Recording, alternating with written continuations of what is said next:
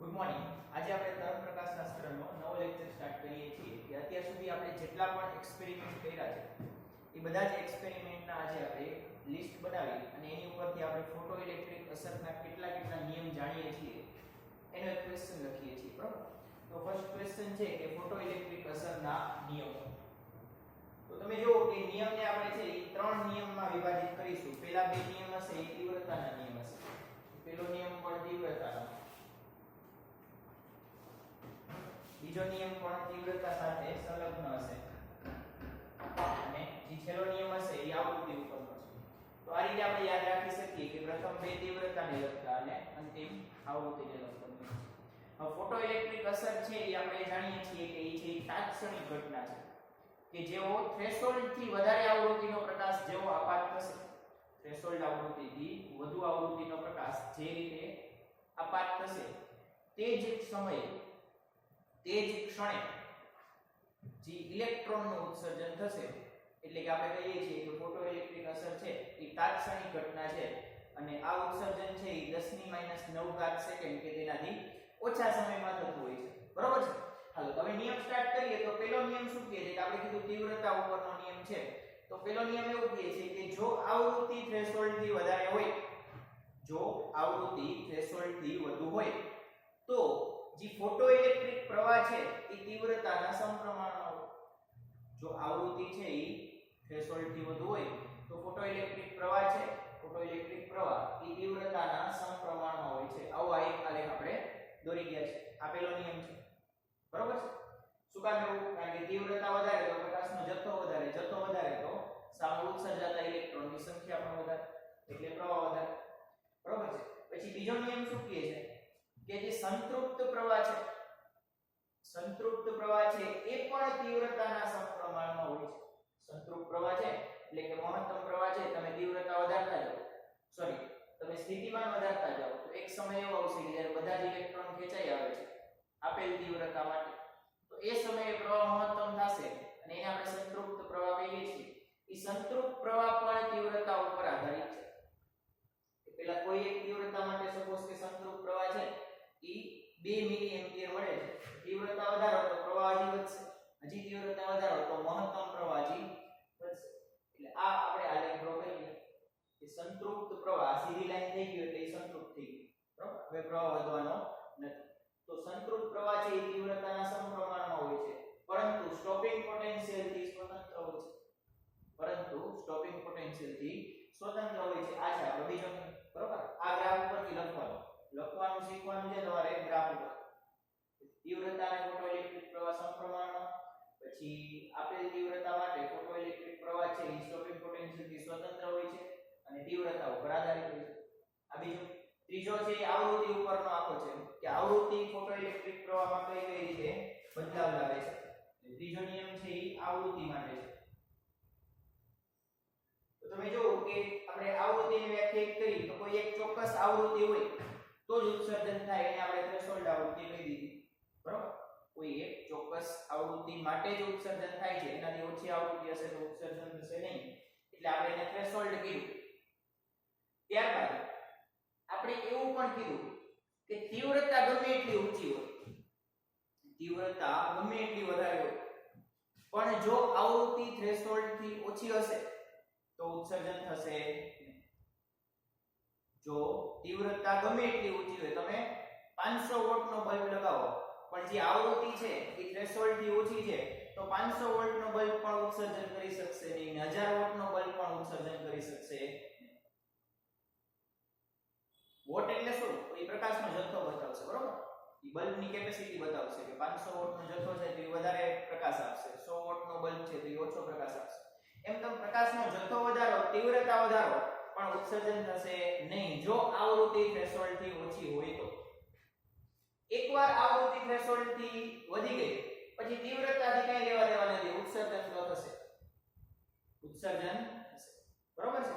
એટલે આપણે ટૂંકમાં એ રીતે કહી શકીએ કે ઉત્સર્જન થવું કે ન થવું એ આવૃત્તિ ઉપર આધારિત છે. ઉત્સર્જન થવું કે ન થવું એ આવૃત્તિ ઉપર આધારિત છે કે થ્રેશોલ્ડ થી વધુ ઓછું હશે તો થશે કે નહીં. પણ કેટલું ઉત્સર્જન થવું એ તીવ્રતા ઉપર આધારિત છે. કેટલું ઉત્સર્જિત થવું એ કોની ઉપર આધારિત છે?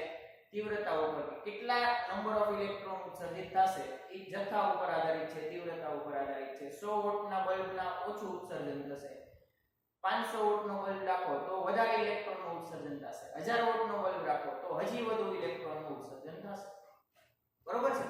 એટલે કે ઉત્સર્જન થવું કે ન થવું એ આવૃત્તિ ઉપર આધારિત છે, પણ કેટલું ઉત્સર્જન થવું એ તીવ્રતા ઉપર આધારિત છે. પછી આમાંના છેલ્લો પોઈન્ટ કે જો આવૃત્તિ થ્રેશોલ્ડ થી વધુ હોય, આવૃત્તિ છે એ થ્રેશોલ્ડ થી વધુ હોય, એ માટે આપણે ગ્રાફ ડ્રો કરી ગયા કે જો આવૃત્તિ થ્રેશોલ્ડ થી વધુ હોય એટલે કે આ બિંદુથી આ બિંદુથી આવૃત્તિ વધારશું, આગળ જશું તો આવૃત્તિ સાથે સ્ટોપિંગ પોટેન્શિયલ રેખીય રીતે વધે છે. જેમ આવૃત્તિ વધારશો એમ સ્ટોપિંગ પોટેન્શિયલ વધશે, જેમ આવૃત્તિ વધારશો એમ સ્ટોપિંગ પોટેન્શિયલ જો આ રેખીય રીતે વધે છે. આ એક ધાતુ માટે છે, બીજી માટે પણ એ જ રીતે છે કે જેમ જેમ આવૃત્તિ વધશે એમ સ્ટોપિંગ પોટેન્શિયલ પણ આમ ઉપર જાય છે. પણ શરત શું કે થ્રેશોલ્ડ થી વધુ આવૃત્તિ માટે વાત થવી જોઈએ. આવૃત્તિ વધુ એમ ગતિ ઊર્જા વધુ એટલે સ્ટોપિંગ પોટેન્શિયલ વધુ. એટલે આપણે એક સેન્ટેન્સમાં બધું લખી નાખીએ તો થ્રેશોલ્ડ થી વધુ આવૃત્તિ હોય તો સ્ટોપિંગ પોટેન્શિયલ છે એ આવૃત્તિ સાથે પણ રેખીય રીતે વધે છે અને ગતિ ઊર્જા સાથે પણ રેખીય રીતે જ વધે છે, પરંતુ તીવ્રતાથી સ્વતંત્ર હોય છે. સ્ટોપિંગ પોટેન્શિયલ છે એ તીવ્રતાથી સ્વતંત્ર હોય છે. તમે ગમે તે તીવ્રતા આપાત કરો પણ એ આધાર કોની ઉપર રાખશે? આવૃત્તિ. બરોબર? કારણ કે આવૃત્તિ ઉપર શું કામ આધાર રાખે છે? કારણ કે આવૃત્તિ છે એ ગતિ ઊર્જા સાથે સંકળાયેલી છે. જેમ આવૃત્તિ વધુ એમ ગતિ ઊર્જા વધુ, એમ એને ઊભા રાખવા માટે આપવું પડતું સ્ટોપિંગ પોટેન્શિયલ વધુ. બરોબર છે? તો આ ત્રણ નિયમ તમારે યાદ રાખવાના છે. બરોબર? ફોટોઇલેક્ટ્રિક અસરના. આને મારે ટૂંકમાં સમરાઇઝ કરવો, આને આપણે ટૂંકમાં સમરાઇઝ કરવો હોય કે આ ત્રણ નિયમ છે. તમારે કન્સેપ્ચ્યુઅલ જે ક્લિયરિટી માટે તમારે જે વસ્તુ યાદ રાખવાની છે એ આ બે જ વસ્તુ છે. જો અહીંયા લખી દઉં છું. બરોબર? શું છે કે તીવ્રતા વધશે, તીવ્રતા તમે વધારો તો શું વધશે? તો સંખ્યા વધશે, ઇલેક્ટ્રોનની સંખ્યા, ઉત્સર્જાતા ઇલેક્ટ્રોનની સંખ્યા વધશે એટલે પ્રવાહ વધશે. જ્યારે આવૃત્તિ વધારો તો ગતિ ઊર્જા વધે. શું વધે?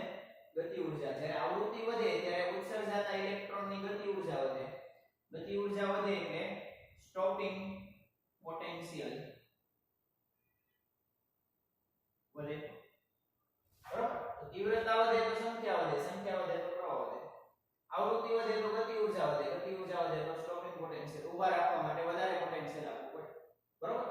પછી કેટલું ઉત્સર્જન થશે એ તીવ્રતા ઉપર આધારિત છે. ઉત્સર્જન થશે કે નહીં એ આવૃત્તિ ઉપર આધારિત છે. બરોબર છે? તો આટલું લખી લો. પછી આપણે નવો ક્વેશ્ચન સ્ટાર્ટ કરીએ કે આ જે બધા નિયમ છે હવે આપણે એને સમજાવવાના છે કે આમ જ કે આ આલેખ અને તીવ્રતા સાથે જ સંખ્યા શું કામ વધે છે, આવૃત્તિ સાથે જ ગતિ ઊર્જા શું કામ વધે છે. તો હવે આની સમજૂતી આપવાની છે કે આ નિયમ શું કામ છે, આ નિયમ આવ્યા જ ક્યાંથી. બરોબર? તો એની સમજૂતી આપી છે. એની સમજૂતી છે એ પહેલા તરંગવાદે આપવાની ટ્રાય કરી. બરોબર? પહેલા તો લખી લો પછી આપણે સ્ટાર્ટ કરીએ. લખાઈ ગયું? હાલો લખાઈ. તો તમે જુઓ કે આ જે નિયમ છે, આ ત્રણ નિયમ કે પ્રવાહ છે એ તીવ્રતાના સમપ્રમાણમાં હોય, મહત્તમ પ્રવાહ પણ તીવ્રતાના સમપ્રમાણમાં હોય, પછી ગતિ ઊર્જા છે એ આવૃત્તિના સમપ્રમાણમાં હોય, સ્ટોપિંગ પોટેન્શિયલ આવૃત્તિના સમપ્રમાણમાં હોય. આ બધા જે નિયમ છે એ પ્રાયોગિક રીતે સિદ્ધ થયેલા છે. આ નિયમ તો 100% સાચા છે. હવે આ નિયમને સમજાવવા માટે જુદા જુદા વાદ દ્વારા પ્રયત્ન કરવામાં આવ્યો કે પેલા તરંગવાદ લઈને આ બધા નિયમને સમજાવવાની ટ્રાય કરી.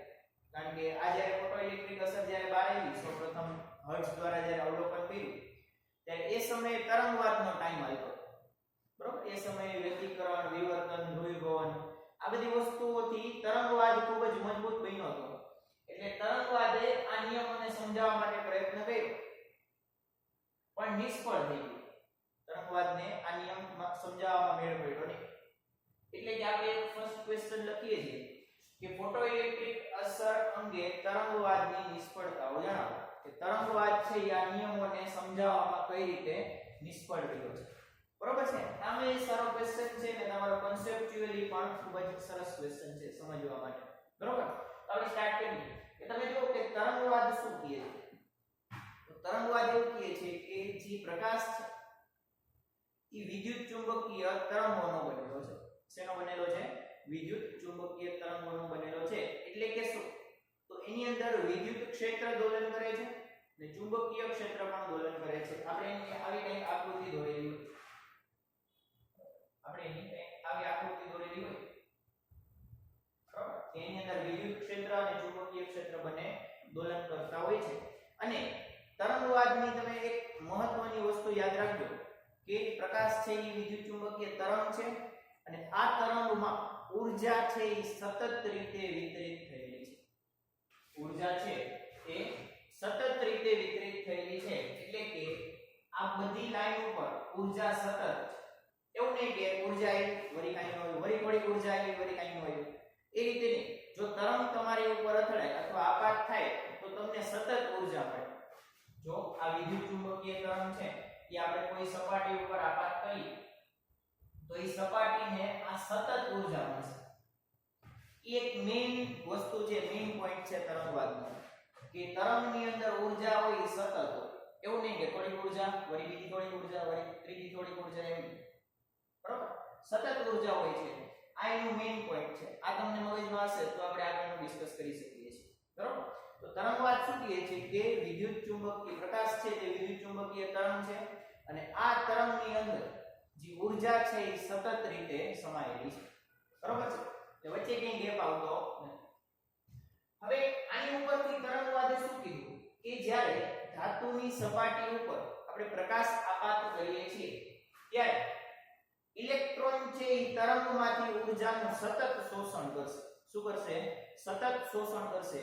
એટલે કે અહીંથી તરંગ આવે છે અને અહીંયા સપાટી છે, સપોઝ કે આ ધાતુ છે અને આ બાજુથી તરંગ આવે છે તો તરંગ છે એ આની સપાટી ઉપર આપાત થશે તો સપાટીના મુક્ત ઇલેક્ટ્રોન ઊર્જા મેળવશે. એ સતત મેળવશે. એકવાર પ્રકાશ આપાત થવાનું શરૂ થયું પછી ધીમે ધીમે એ ઊર્જા મેળવતા જ જશે બરાબર. એક ભેગી ઊર્જા નહીં મેળવી લે બધી ઊર્જા, કે ધીમે ધીમે નહીં મેળવે, સતત મેળવશે. એટલે કે આપણે એમ કહીએ છીએ કે જેમ તીવ્રતા વધુ એટલે કે તરંગનો કંપ વિસ્તાર વધુ. યાદ રાખજો કે તરંગવાદમાં તીવ્રતા કોની સાથે સંકળાયેલી છે? આપણે જોઈ ગયા છે કે તીવ્રતા છે તે કંપ વિસ્તારના વર્ગના સમપ્રમાણમાં હોય છે. એટલે કે તરંગવાદ મુજબ જે તીવ્રતા છે એ વધુ હોવી જોઈએ જો કંપ વિસ્તાર વધુ હોય. એટલે આપણે એમ કહીએ કે જે વધુ તીવ્રતા તમે આપાત કરો, તરંગવાદ એવું કહે છે કે જો વધુ તીવ્રતાનો પ્રકાશ આપાત કરો તો ઊર્જા વધુ તો ઉત્સર્જિત થતા ઇલેક્ટ્રોનની ગતિ ઊર્જા પણ વધુ.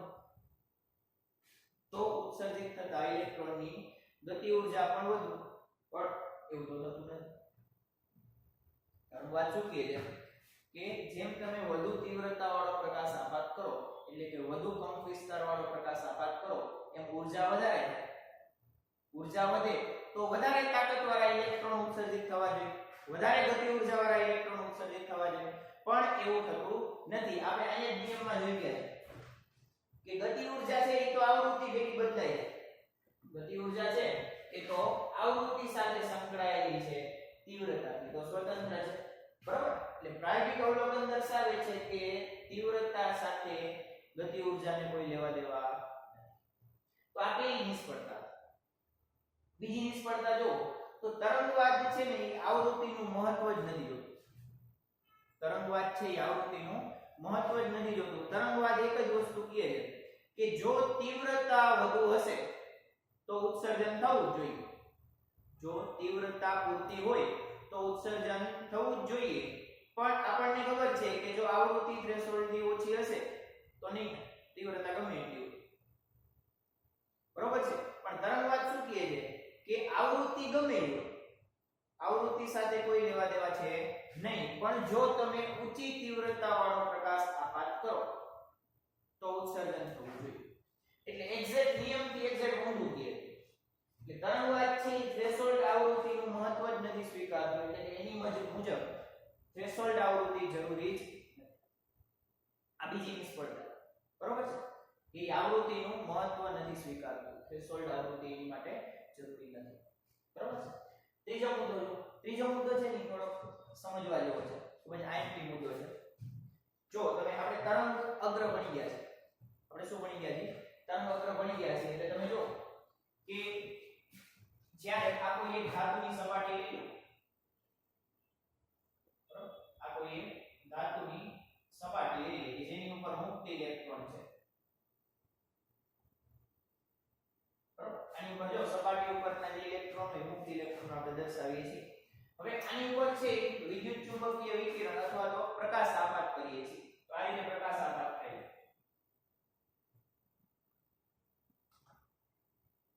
તરંગવાદ મુજબ તો આપણે પ્રકાશને અથવા તરંગોને શેના વડે રિપ્રેઝન્ટ કરીએ શેના વડે દર્શાવીએ છીએ તો તરંગ અગ્ર વડે દર્શાવીએ છીએ તો આ જે સમાંતર તરંગ છે એનું તરંગ અગ્ર સમતલ હોવું જોઈએ તો આ પ્રકારનું કંઈક તરંગ અગ્ર હોવું જોઈએ એટલે આપણે કહીએ છીએ કે હવે તરંગો આપાત નથી થતા પણ તરંગ અગ્ર આપાત થાય છે તરંગવાદ શું કહે કે આ બધા જે તરંગોની ઊર્જા છે એ તરંગ અગ્રના સ્વરૂપમાં દર્શાવી શકાય અને એવું કહી શકાય કે તરંગ અગ્ર ઉપર ઊર્જા છે એ સમાન રીતે વહેંચાયેલી છે તરંગ અગ્ર ઉપર ઊર્જા સતત અને સમાન રીતે વહેંચાયેલી છે એટલે જ્યારે પ્રકાશ આની ઉપર આપાત થશે ત્યારે આપણે વિચારી શકીએ કે આમ તરંગ અગ્ર સ્વરૂપે ઊર્જા આપાત થઈ તરંગ અગ્ર સ્વરૂપે ઊર્જા આપાત થઈ તો તમે વિચારો કે આ સપાટી છે આ સપાટી ઉપર આમ તરંગ અગ્ર આપાત થયું તરંગ અગ્ર ઉપર સમાન રીતે ઊર્જા વહેંચાયેલી છે ઊર્જા બરોબર વ્યવસ્થિત રીતે વહેંચાયેલી તો એક ઇલેક્ટ્રોનના ભાગમાં થોડીક જ ઊર્જા આવશે જ્યારે પેલું તરંગ અગ્ર આપાત થાય ત્યારે સપાટી ઉપર સપોઝ કે જો 5 ઇલેક્ટ્રોન છે તો આખા તરંગ અગ્રની ઊર્જાનો ખાલી 5મો ભાગ જ એક ઇલેક્ટ્રોનને મળશે બરોબર બીજું તરંગ અગ્ર આવ્યું પાછો 5મો ભાગ જ મળશે એટલે કે તમે જો અહીં શું થાય છે કે ઊર્જા છે એ તરંગ અગ્ર ઉપર સમાન રીતે વહેંચાયેલી હોય તો જ્યારે તરંગ અગ્ર છે એ સપાટી ઉપર આપાત થાય ત્યારે પ્રત્યેક ઇલેક્ટ્રોન દીઠ મળતી ઊર્જા ખૂબ જ ઓછી હોય જ્યારે તરંગ અગ્ર સપાટી ઉપર આપાત થાય તો સમગ્ર તરંગ અગ્રની અંદર ઊર્જા હોય તો એક ઇલેક્ટ્રોનના ભાગમાં ખૂબ જ ઓછી ઊર્જા આવે એટલે આપણે લખીએ છીએ કે એકમ ઇલેક્ટ્રોન દીઠ શોષાતી ઊર્જા ખૂબ ઓછી હોય મળી જ ઓછી તો શોષણ તો ઓછું જ કરશે એટલે તમે જો કે તરંગવાદ મુજબ તમે ધ્યાનમાં લ્યો ને તો એક ઇલેક્ટ્રોનને ખૂબ જ ઓછી ઊર્જા મળે એકમ સમયમાં ઉત્સર્જન ક્યારે થાય કે જ્યારે ઊર્જા છે એ કાર્ય વિધેયથી વધી જાય કાર્ય વિધેયથી એટલે અપાકર્ષણ બળનો સામનો કરવા જેટલી ઊર્જા મળી જાય તો એ બહાર આવી જશે એકવારમાં તો મળશે નહીં એટલે ઘણા બધા તરંગ અગ્ર આપાત થાય પછી એને પૂરતી ઊર્જા મળશે એટલે તરંગવાદ ફોલો કરતા હોય તો પ્રકાશ આપાત કર્યા બાદ ઇલેક્ટ્રોન અમુક કલાક બાદ ઉત્સર્જન થવું એટલે કે આપણે એક ધાતુનો ટુકડો લઈને ઉપર લાઈટ ચાલુ કરી અને બેઠા એકાદ થોડી કલાક રાહ જોઈ નાસ્તા પાણી કરી પછી કલાકો પછી ઉત્સર્જન થશે સ્ટાર્ટ તરત ઉત્સર્જન ચાલુ થવું જોઈએ નહીં કોની મુજબ તરંગવાદ પણ હવે પ્રાયોગિક શું બતાવે 10⁻⁹ સેકન્ડમાં ઉત્સર્જન થશે જો આવૃત્તિ પૂરતી હશે ને તો ઉત્સર્જન છે એ તાત્ક્ષણિક થશે 10⁻⁹ સેકન્ડ કા એનાથી પણ ઓછા સમયમાં ઉત્સર્જન થશે આ સાચો નિયમ છે તરંગવાદ શું કહે છે પણ કલાક છે કે બરાબર એટલે આ છે તરંગવાદની નિષ્ફળતા બરાબર છે ત્રણ નિષ્ફળતા આપણે જોઈએ છીએ એક તો એનું કેવું છે કે તીવ્રતા એ ગતિ ઊર્જા સાથે સમપ્રમાણમાં હોય છે તીવ્રતા વધારો તો ગતિ ઊર્જા વધશે બીજું થ્રેશોલ્ડ આવૃત્તિનું મહત્વ સ્વીકારતું નથી ત્રીજું ઉત્સર્જન થવામાં સમય લાગે છે તાત્ક્ષણિક થશે પ્રાયોગિક તો કે છે થશે આ બધી છે એ તરંગવાદની નિષ્ફળતાઓ છે બરોબર આમાં હજી એક આપણે પોઈન્ટ ઓફ વ્યૂ વિચારી શકીએ તમે જો કે આ બોટ છે એ ધાતુની સપાટી છે બરોબર બોટ છે એ ધાતુની સપાટી છે મારે બોટનો નાનો કટકો છે એ તોડી લેવો છે બહાર બોટમાંથી નાનો કટકો બહાર તોડી લેવો છે તો હું શું કરું કે આમ હાથમાં આમ તરંગ અગ્ર સ્વરૂપે કે તરંગ અગ્ર છે એ સપાટી ઉપર આમ આપાત થાય છે બધી ઊર્જા છે એ તરંગ અગ્ર ઉપર સમાન રીતે વહેંચાયેલી છે આખા ઊર્જા આખી પાથરેલી છે તો આમ લાગે છે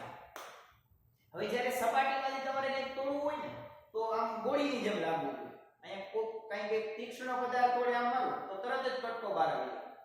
પણ જો આમ મારું તો કાઈ તૂટશે ખાલી લાગશે પણ આમાંથી કાઈ કટકો બહાર આવશે નહીં એટલે બોટ ઉપર હું હાથ બચાડું એનાથી બોટ તૂટશે પણ શું કરવું પડશે કે કાઈ એક તીક્ષ્ણ પદાર્થ લેવો પડશે આપણે બંદૂકની ગોળી લઈ લઈએ તો એને અહીંયા ઘા કરો આપાત કરો તો આમાંથી તરત કટકો તૂટીને બહાર આવશે એટલે તમે જુઓ કે તરંગવાદ અહીંયા જ ખોટો પડે એ લે છે કે ઊર્જા છે એ સતત વિતરિત થયેલી છે એ સતત વિતરિત થયેલી ઊર્જા સપાટી ઉપર આપાત થશે તો સમગ્ર વિસ્તારમાં ફેલાઈ જશે હવે એનાથી ઉત્સર્જન થાય ઉત્સર્જન કરવું હોય તો એક ઝટકામાં એક તીક્ષ્ણ પદાર્થ વડે થવું જોઈએ એક કણ વડે થવું જોઈએ બરાબર ગોળી સ્વરૂપ એટલે કણ સ્વરૂપ એટલે આને પછી કણ સ્વરૂપ વડે સમજાવી શકાશે બરાબર અને આપણે બધું સ્ટાર્ટ કરશું કે તરંગવાદ તો ન સમજાવી શકે તો હવે સમજાવવું હોય તો શું કરવાનું આ બધા નિયમ તો સમજાવ્યા વગર રહેવાનું નથી એટલે પછીથી આઈન્સ્ટાઈન છે પોતાનો કણવાદ આપે છે અને આ બધા નિયમને આપણે સમજાવીશું બરાબર પહેલા લખી લો પછી આપણે આગળ વિચારીએ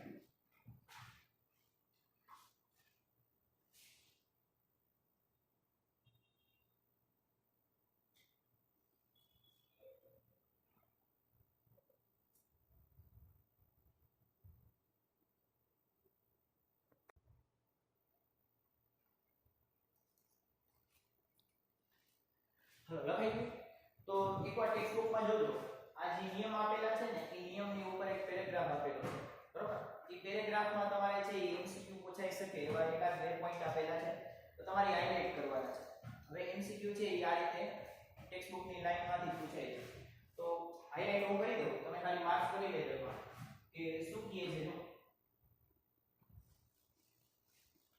કે પહેલો તો પોઈન્ટ તમારે હાઇલાઇટ કરવાનો છે એ છે કે ઝિંક અને તાંબાથી સિલેનિયમ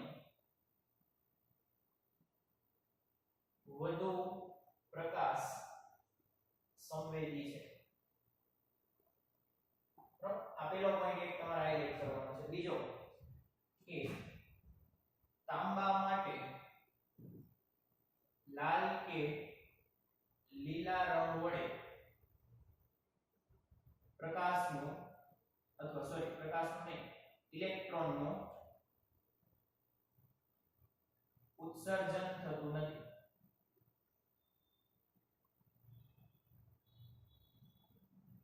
બરાબર એની માટે આપણે શું જોઈએ છે એની માટે યુવી અથવા